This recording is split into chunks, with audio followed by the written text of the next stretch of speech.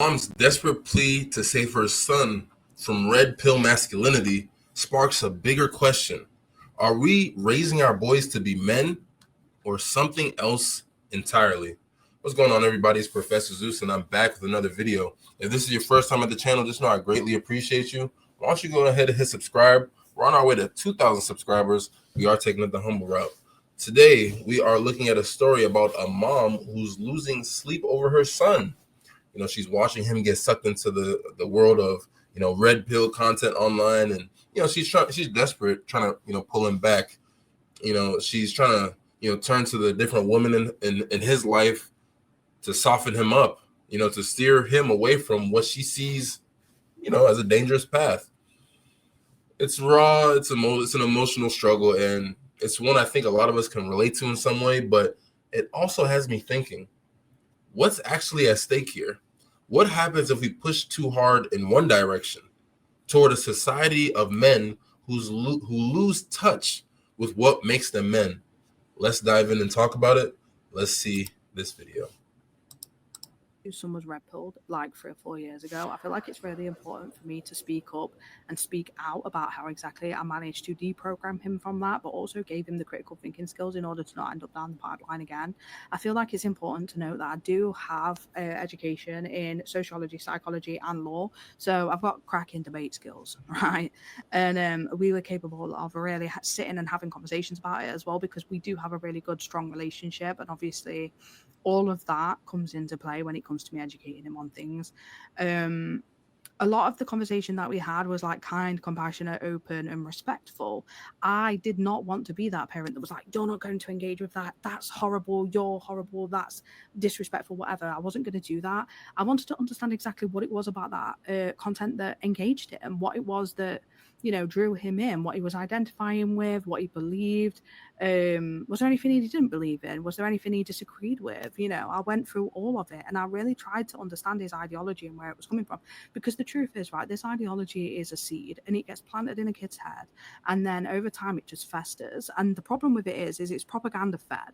So what everybody has to understand before we even go into this kind of conversation is that everybody, as a baseline, is raised in a in a society that is inherently racist, misogynistic, sexist, homophobic, transphobic, all of that. Like, this is dark undercurrent for every single one of us, because we were all born into and brought up in this society where we were like exposed to these toxic kind of behaviors. And I know a lot of people are trying to deconstruct them actively at the minute, but at the end of the day, for an 11-year-old child that is literally just, coming into his own, he's just got on TikTok and he's immediately being fed this horrendous information that I will come back to in a minute, actually. It's quite difficult to have the necessary critical thinking skills in order to not let that linger. Whereas, now, hopefully, because he's got those skills, he'll be able to like keep himself away from that content, or at least if he comes into contact with it, he'll be able to engage with it in a much more productive and much more mindful way, which is the important thing. Now, to go back to the other thing, we was driving home actually today about 4 hours ago, and he said to me the reason that he bought into it anyway was because the first videos that came up on his timeline, on his FYP, whatever you want to call it, were like quite palatable. And he sort of could buy into it. He could understand why men was saying that. And he was like, yeah, it really made sense to me. Like, I could really identify with it. And he was like, and then it got a little bit darker. And I was like, oh, I'm not sure whether I believe that. But because, I already trust these men and they were right about the other stuff, and I believe them on the other stuff, so I should trust them here. And that's where it gets you, because it is predatory in nature. We all know that. But that's how propaganda works as well, is it appeals to these dark undercurrents that we have, the sexism, the misogyny, the racism, the transphobia, the homophobia, all of it, it appeals to something, and then that will begin to fester and it will start to bleed into other areas of your life, which is exactly what this does, which is why it fundamentally will change the trajectory of your child's life if you do not get it out root and stem, right? You'll have to get that seed out, and you have to give them the tools in order to keep it out as well. And so part of this was literally just me sitting and having an engaging conversation with him about exactly why it is that it appealed to him. After that, though, I did start pulling on the relationships that he has with women in his real life. And this is particularly good for me because he was primarily raised by women. I'd say about 5% influence from men. The rest of it was women. It was like me and my mom and my stepmom. So let me just I'll stop here. I'm obviously gonna put the description, or in the description I'm gonna drop the link to this TikTok. But she just said something interesting, right? And I'm gonna go into a little bit more of a deep dive. She said 95% of her son, his influence comes from women, while 5% comes from men. That's extremely alarming. But let me kind of just go back and look at this holistically, right? So we have this lady here, Rachel, I believe. She's a mom with a teenage son, maybe 15, however old the son is. And she's just really explaining how she feels. I feel like I lost my son to the red pill stuff. He's watching these videos about being an alpha, rejecting weakness, it's changing him. And I just want him to listen to me, to his sisters, to the women who love him. She's essentially begging for advice, saying she's trying to surround him with more female voices, her friends, his aunts, anyone, to drown out what she calls toxic masculinity. And she's scared he's growing up to be hard, cold, and disconnected from the empathy she's raised him with. And that's valid. She is entitled to her opinions, and she's entitled to feeling that way. But you got to feel for a mom who feels like their child is drifting away. That could be heavy on anyone's heart. And obviously some of that red pill content can be rough. There's some stuff out there that's pretty angry, bitter, and it's not really necessarily healthy for a young guy who's still looking for his footing in the world. But where I have to pause is how Rachel's insisting that she flood a lot of the feminine influence to her son to balance him out. And I don't think that that's the solution she thinks it is. What if, in trying to save him, she's pushing him towards something just as risky, right? A world where boys are taught to suppress every bit of their natural masculinity. That's not balance. That's a pendulum swing. And I think it's worth asking, what happens to a society full of men who've been stripped of their strength, who've been stripped of their identity, or who have been stripped of the understanding of what it means to be a man? Now, let me bring this close to home, right? You guys know that I've got a son. He's 3 years old, and he's just a ball of enormous energy.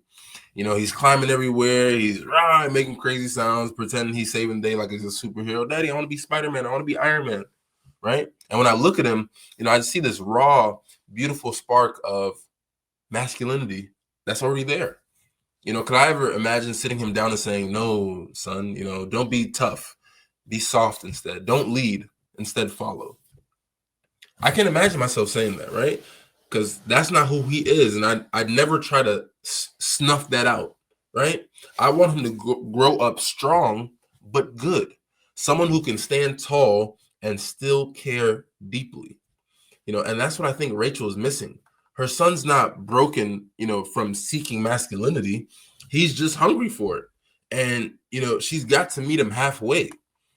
So the elephant in the room is, where's the dad, right? Because I didn't hear any conversation, or I didn't hear any notion about, the father. Rachel's out here, pouring her heart out, expressing herself. And I can't help but wonder, why isn't there a man stepping up? In her TikTok, she doesn't mention a father figure. Maybe she mentioned like some uncles or something, but that's obviously a gap, right? If her son had a dad or an uncle, or someone showing him what real masculinity looks like, strength with purpose, not just being braggadocious or bravado, maybe he wouldn't be digging through YouTube for answers. And yeah, that reflects back on, her too. She is raising him by herself. That's obviously tough, but it also means she's limited. No matter how much she loves him, she can't model manhood for him, right? He needs that from a man. Without it, he's left alone by himself, scourging the internet, looking for clues, looking for answers. And that's where the red pill is going to swoop in, right? And this story is not just about her or her son.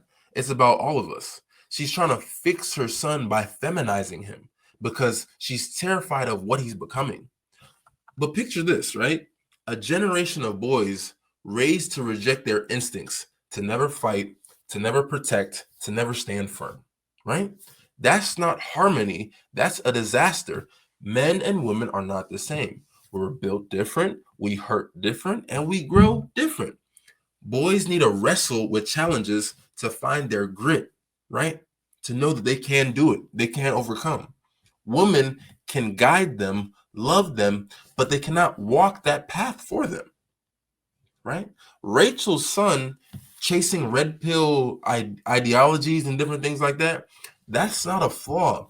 It's a signal. He's craving something she can't give him, right? And no amount of female influence will fill that void, right? And we have to give Rachel her due. She's not wrong to be worried. Some red pill content is honestly crazy, right? It can turn boys into, cynical losers who see women as the enemy.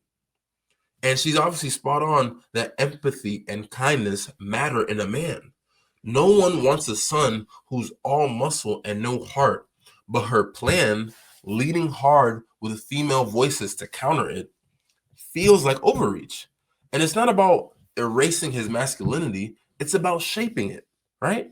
And without a dad or a male role model, he's stuck putting the pieces together by himself from strangers online, right? And that's not all on her, but it's the reality she's facing, right? So where do we go from here? This TikTok, it hit me because, it's a cry for help, honestly, and a warning. We can't keep raising boys to be something they're not. Her son is not going to stop seeking masculinity no matter how many women she surrounds him with. It's in him, and it's not going away. The same thing with my 3-year-old son. I'm going to raise him with strength from me, love from his mom, my wife, and a community that does not shame him for being a boy. Because if we keep pushing this idea that masculinity is the problem or that femininity can replace it, we're setting our sons up to fail and society with them. We need men who are men, women who are women, lifting each other up, right? But let me know what you guys think. Drop your takes, how you guys feel about this in the comments. Let's honestly talk about this, right? Is she wrong? Should she continue to, surround her son with women influences, or should she have more? Where's the dad? Where are the male role models in this guy's life, man? Let me know how you guys think in the comment. Don't forget to leave a like, hit the bell notification so you get notified anytime I drop a new video, and subscribe. We're on our way to 2,000 subscribers. Never ever forget, it's you and I verse. Information, application, execution. Until next time, peace.